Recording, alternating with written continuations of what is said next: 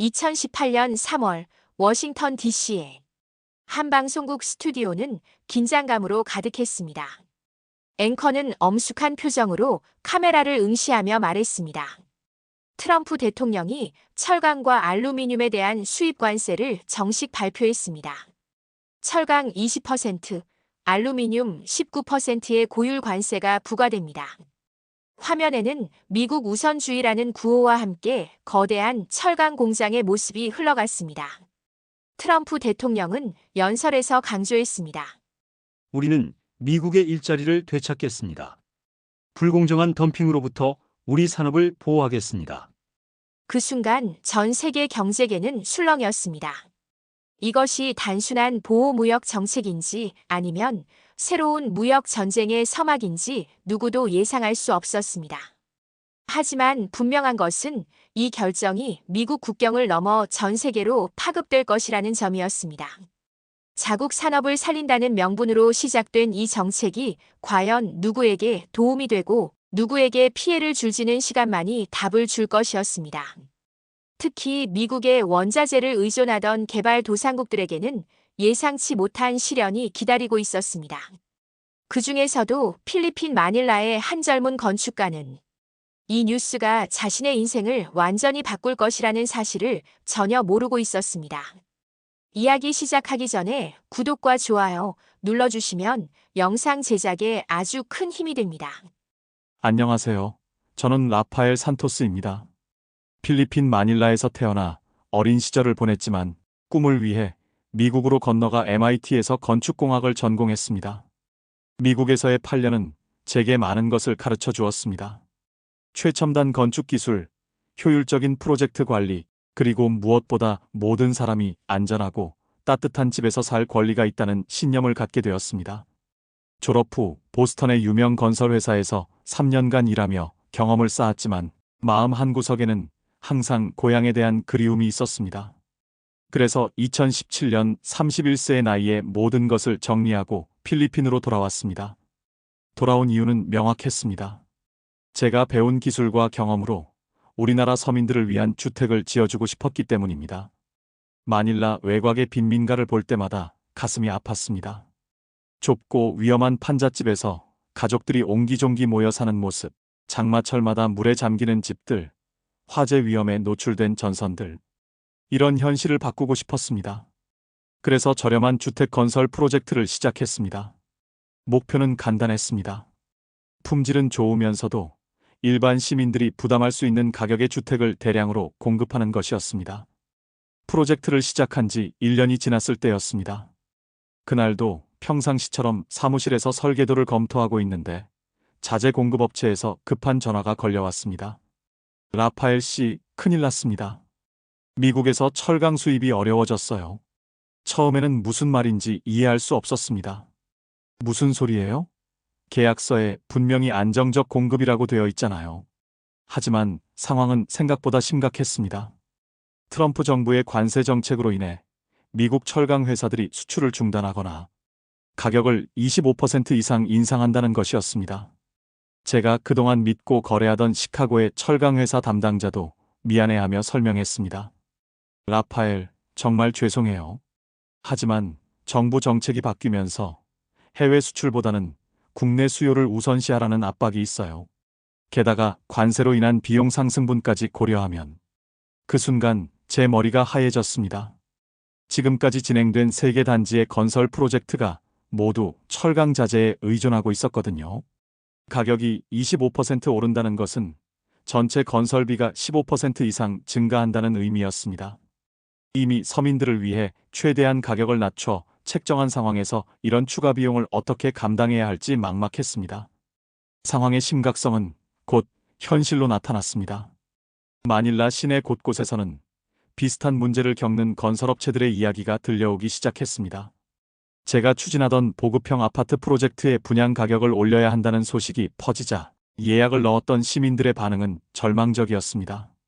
라파엘 씨, 저희는 3년 동안 돈을 모아서 계약금을 준비했어요. 그런데 갑자기 가격이 오른다고 하면 어떡해요? 한 가정의 가장이 울먹이며 호소했습니다. 그는 택시 운전사로 일하며 아내와 두 아이를 위한 집을 마련하려고 악착같이 저축해온 사람이었습니다. 이런 상황은 비단 그뿐만이 아니었습니다. 마닐라 전체의 부동산 시장이 요동치기 시작했습니다. 건설비 상승으로 인해 기존 주택 가격까지 덩달아 오르는 상황이 벌어진 것입니다. 길거리에서 만난 시민들은 하나같이 한숨을 쉬며 말했습니다. 내 월급으론 이제 집을 못 사겠네. 과일 노점상을 하는 마리아 할머니는 손자를 위해 작은 방이라도 하나 마련해주고 싶었는데 이제 꿈도 못 꾸겠어요 라며 눈물을 흘렸습니다. 제가 서민들을 위해 시작한 프로젝트가 오히려 그들의 희망을 꺾는 결과를 낳게 될까봐 밤잠을 이룰 수 없었습니다. 사무실에 혼자 앉아 설계도를 바라보며 깊은 고민에 빠졌습니다. 미국이 자국 산업을 살리겠다고 했지만 결국 우리 같은 개발도상국이 피해를 보는 구조가 되어버렸네. 아이러니했습니다. 미국에서 공부할 때는 자유무역의 중요성에 대해 배웠는데 정작 그 미국이 보호무역주의로 돌아서면서 제3국에 피해를 주고 있었으니까요. 하지만 포기할 수는 없었습니다. 이미 200여 가정이 제 프로젝트를 믿고 계약금을 지불한 상태였고 그들의 간절한 눈빛을 외면할 수는 없었습니다. 그때 건설업계 동료인 호세가 찾아와 흥미로운 이야기를 해주었습니다. 라파엘, 들었어? 한국은 이런 상황에서도 철강 공급을 안정적으로 관리한다더라. 포스코라는 회사가 있는데 세계적인 기술력을 갖고 있고 가격도 합리적이래. 처음에는 반신반의했습니다. 한국이라는 나라에 대해 많이 알지 못했거든요. 하지만 더 자세히 알아보니 놀라운 사실들을 발견할 수 있었습니다. 한국은 60년대에는 우리나라와 비슷한 수준이었지만 불과 50년 만에 세계 10위권의 경제대국으로 성장했다는 것이었습니다. 특히 철강 기술과 건설 기술에서는 세계 최고 수준이라는 평가를 받고 있었습니다. 한국의 상황을 조사하면서 정말 놀랐습니다. 미국의 관세 정책 발표 후 다른 나라들이 혼란에 빠져 있을 때 한국은 차분하게 대응하고 있었습니다. 한국 뉴스를 찾아보니 현대제철, 글로벌 공급망 다변화로 안정적 철강 공급 지속이라는 제목의 기사를 볼 수 있었습니다. 기자는 이렇게 보도했습니다. 한국은 오랜 기간 축적한 철강 기술력과 다양한 글로벌 협력망을 바탕으로 위기 상황에서도 안정적인 공급 체계를 유지하고 있습니다.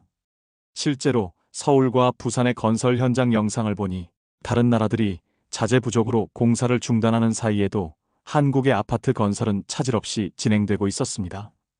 더욱 인상적이었던 것은 한국 정부의 대응이었습니다. 위기를 기회로 만들기 위해 기술 혁신과 해외 시장 개척에 더욱 박차를 가하고 있었던 것입니다.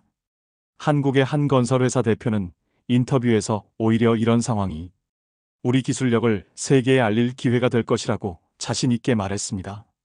그 모습을 보면서 느꼈습니다. 이것이 진짜 위기 관리 능력이구나. 단순히 문제를 회피하거나 불평하는 것이 아니라 위기를 기회로 전환시키는 한국의 저력을 보며 깊은 인상을 받았습니다. 그때부터 한국과의 협력 가능성을 진지하게 검토하기 시작했습니다. 여러 날의 고민 끝에 결단을 내렸습니다. 한국의 철강 회사와 직접 연락을 취해보기로 한 것입니다. 현대제철의 동남아 담당 매니저와 화상회의를 가졌는데 그들의 프로페셔널함에 깊은 인상을 받았습니다. 라파엘 씨의 프로젝트 취지에 깊이 공감합니다. 우리도 동남아시아 서민 주거 개선에 기여하고 싶습니다. 담당자는 단순히 철강만 공급하는 것이 아니라 필리핀 현지 상황에 맞는 맞춤형 솔루션까지 제안했습니다. 가격도 예상보다 합리적이었습니다. 미국 철강 대비 20% 저렴하면서도 품질은 오히려 더 우수했습니다. 무엇보다 인상적이었던 것은 그들의 장기적 파트너십에 대한 의지였습니다. 일회성 거래가 아니라 함께 성장하는 파트너가 되고 싶습니다. 계약을 체결한 후 저는 기다리고 있던 예비 입주자들을 다시 모았습니다. 여러분, 좋은 소식이 있습니다. 한국의 우수한 철강 기술과 협력하게 되어 원래 약속드린 가격을 유지할 수 있게 되었습니다. 회의실은 박수 소리로 가득했습니다. 택시 운전사 호세 씨는 정말 다행이에요. 우리 가족의 꿈을 포기하지 않아도 되는군요라며 눈물을 글썽였습니다. 그 순간 제가 내린 선택이 옳았다는 확신이 들었습니다. 1년 후 첫 번째 주택 단지가 완공되었습니다. 200세대의 보급형 아파트에는 따뜻한 가정들이 하나둘 입주하기 시작했습니다. 단지 내 작은 공원에서는 아이들이 신나게 뛰어놀고 엄마들은 벤치에 앉아 즐거운 대화를 나누었습니다. 호세 씨 가족도 그중 하나였습니다. 라파엘 씨 덕분에 우리 아이들이 안전한 집에서 자랄 수 있게 되었어요. 정말 고맙습니다.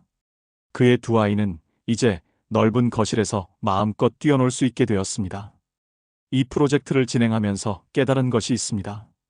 누군가의 이익을 지키기 위해 만든 정책이 결국 가장 약한 사람들에게 피해를 준다는 사실입니다. 미국의 관세 정책은 미국 철강 산업을 보호한다는 명분이었지만 결과적으로는 필리핀의 서민들이 집을 구하는 것을 더 어렵게 만들었습니다.